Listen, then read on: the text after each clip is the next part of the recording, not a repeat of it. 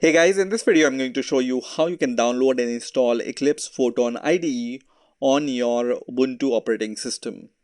So let's get started. So in order to install Eclipse on your Ubuntu operating system, you need to have a Java JDK installed on your system, and then you will be able to install the Eclipse IDE. So I have written here two ways of installing Java JDK on your Ubuntu operating system. One is if you want to install OpenJDK version of Java, then this is the command for doing so.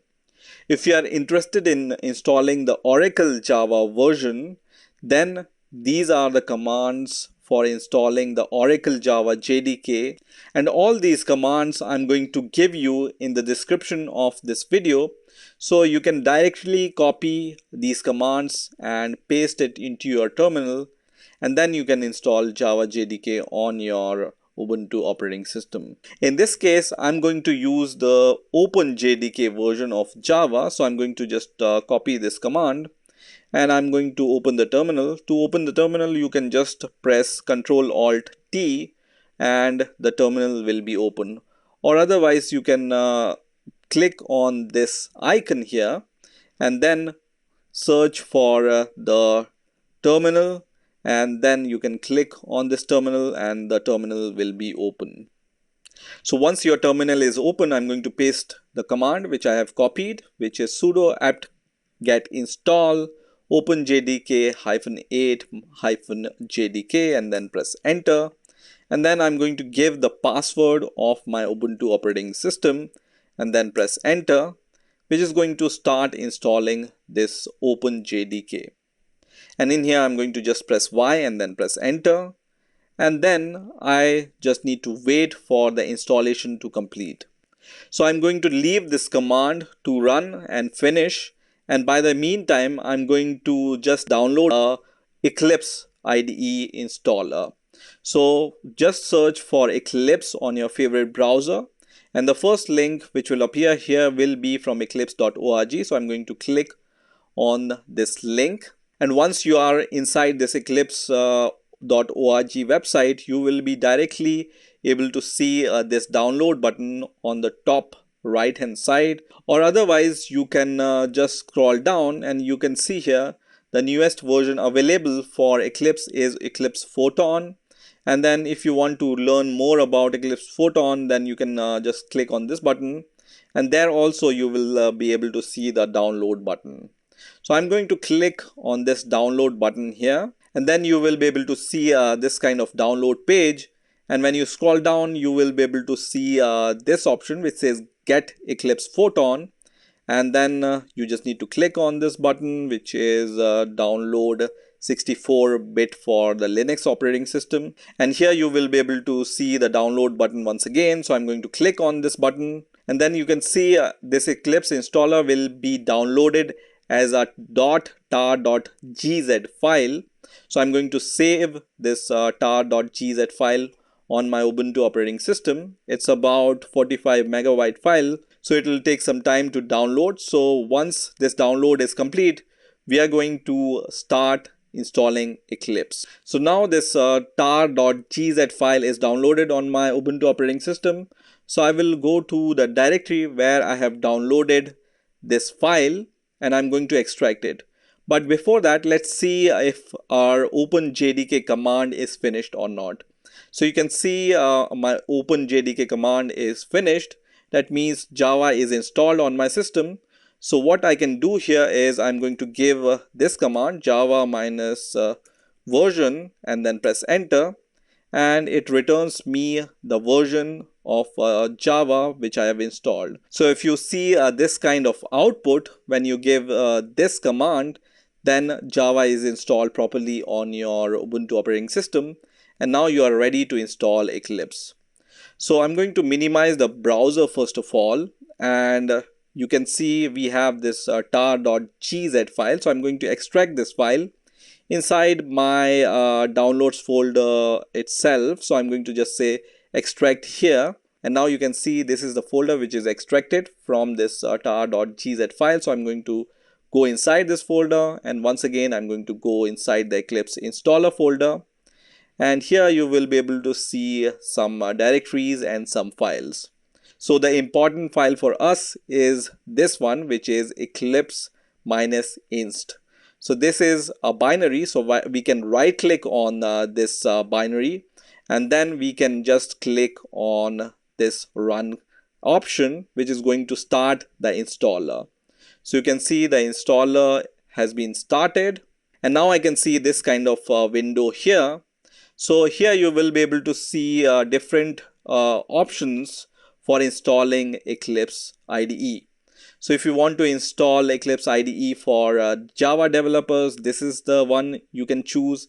If you want to develop C and C++ programs, then you can choose this version. If you want to use Eclipse IDE for Java development and web development, then you can choose this version.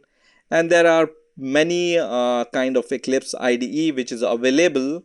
So what we are going to do is we are going to choose the first option, which is Eclipse IDE for Java developers. So I'm going to just click on this option, and then you will be able to see this path. This is the default path where your Eclipse IDE will be installed. So I'm going to just click on this install button, which is going to start installing this Eclipse IDE. And now in between you will be able to see this kind of license terms and conditions window. So if you agree with those license terms and conditions, you can just check this checkbox and then just press on the accept button, which is going to continue the installation process. So I'm going to wait for the installation to complete. And now after some time I can see this message which says, do you trust these certificates? I'm going to just select all. So I'm going to click on this button which says select all, and then I'm going to just press on accept selected, and then the installation will continue. And now I can see that the installation is finished, and I can see this launch button. So I'm going to click on this launch button, which is going to launch the Eclipse IDE for me. Now for the first time when Eclipse starts, it will ask you for selecting the default workspace where all your project will be saved. So this is the default workspace which is selected by Eclipse for you. So if you have the good reason to change it, you can change it by clicking this browse button and then just browsing to the directory which you want to set it as default. So I'm going to leave this path as default, and I'm going to check this checkbox which says use this as a default and do not ask again. And I'm going to click on the launch button, and now you can see Eclipse IDE has been launched. So I'm going to maximize it. So let's create a Java project in order to verify that everything is working fine with this Eclipse IDE. So I'm going to click on this file option, and then I'm going to select new and then Java project. And in here I'm going to give the name of my Java project, for example hello world. And you can see this is the default location of your project, which is inside the Eclipse workspace. And under JRE you can see that Eclipse has chosen this Java SE 1.8 by default for your project, which is okay. So I'm going to leave it as default, and then I'm going to leave also this project layout also as default, and I'm going to just say finish, which is going to create my project. But when your project is created, because this welcome window is open, you will not be able to see it. So we need to minimize this welcome window by clicking on this minimize button. And once you click on this minimize button, you will be able to see this hello world project which you have created. So you can see there is a source folder here. So I'm going to right click on this source folder, and I'm going to just say new, and then we are going to create a class here. And in this new Java class window, I'm going to just give the name of my class, for example demo.